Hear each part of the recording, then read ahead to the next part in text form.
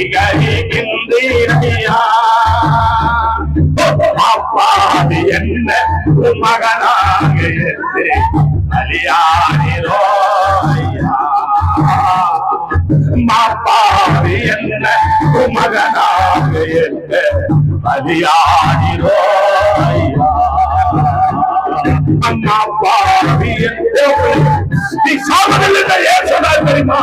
சாவன நிலைமையில் இருந்த உன்னை கூட்டெடுத்து அவர் பாவங்களை அக்கிரமங்களை அழித்து கருத்திருக்கிற விழுத்துகள் கூறுவதில் கட்டையோடு உன்னை அகற்றி உன்னை சீறி சிங்காரித்து அழித்து வச்சிரத்தில் எடுத்து போட்டு பெண்ணத்தை கட்ட கொடுத்து உன்னை வாழ வைக்கிற தேவன் சொன்னாரு.